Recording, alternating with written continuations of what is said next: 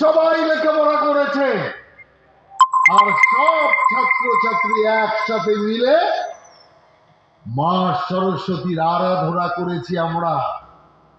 Bug দেবীর আরাধনা, বিদ্যা দেবীর আরাধনা। একদিন মমতা ব্যানার্জিও জয় শ্রীরাম বলবে। পূর্ব বর্ধমানে এসে বললেন বিজেপি নেতা রাহুল সিনহা। সমস্ত সনাতনী হিন্দুদের কাছে রবিবার একটি বিশেষ দিন। এই দিনে ভগবান রামচন্দ্র মানুষ রূপে পৃথিবীতে এসেছিলেন। এদিন রামনবমী যথাযোগ্য মর্যাদার মধ্যে দিয়ে সারা পৃথিবী জুড়ে এদিন রামনবমী পালন করা হচ্ছে। রামনবমী উপলক্ষে এদিন পূর্ব বর্ধমানে এসেছিলেন বিজেপি নেতা রাহুল সিনহা। পূর্ব বর্ধমান জেলার জামালপুর থানার অন্তর্গত জৌগ্রাম এলাকায় এলেন রাহুল সিনহা। শ্রী শ্রী রামনবমী উপলক্ষে ধর্মীয় শোভাযাত্রায় পা মেলান রাহুল সিনহা। এদিন সাংবাদিকদের মুখোমুখি তিনি বলেন, রাজ্যের মুখ্যমন্ত্রী মমতা বন্দ্যোপাধ্যায় দাঙ্গাকে ইনভাইট করছেন। প্রত্যেক ধর্মের মানুষের নিজের ধর্ম পালন করার অধিকার আছে।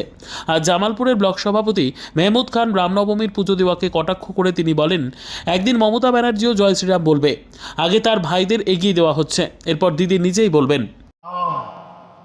কোন ধর্মের মধ্যে সরস্বতীকে ফেলেনি। আর আজকে আপনি কি দেখছেন? আদালত থেকে অনুমতি এনে সরস্বতী পুজো করতে হচ্ছে। খোদ কলকাতায় মুখ্যমন্ত্রীর এলাকায় পুলিশ প্রহরা বসিয়ে সরস্বতী পূজা করতে হচ্ছে। এই বাংলায় বিভিন্ন জায়গায় তো বটেই, খোদ কলকাতায় কালী মাতার বিসর্জন আইন রক্ষকদের সামনে আক্রান্ত হচ্ছে। কালী মাতার মূর্তিকে গুড়িয়ে দেওয়া হচ্ছে, ধ্বংস করে দেওয়া হচ্ছে। চোখের সামনে সোশ্যাল মিডিয়া আপনি অনেক দেখেছেন। এই হুগলিতে, আপনার এই পূর্ব বর্ধমানে বেশ কিছু জায়গায় মন্দিরের ওপর হামলা হয়েছে, মন্দির গুড়িয়ে দিয়েছে, দেবী প্রতিমার অপমান হয়েছে। আমি আপনাকে বিচার করতে বলবো, বাংলাদেশের চেয়ে কোন অংশে আপনি সুখে আছেন, নিশ্চিন্তে আছেন, ধর্ম স্বাধীনতা নিয়ে কাজ করতে পারছে?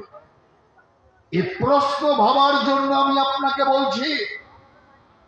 আজ সারা দেশের সাথে, বিশেষ করে বাংলায় রাম নবমী উৎসব পালন হচ্ছে। রামকে সবাই জানে নারায়ণের একমাত্র পূর্ণ মানব অবতার। Bureau report, PB news.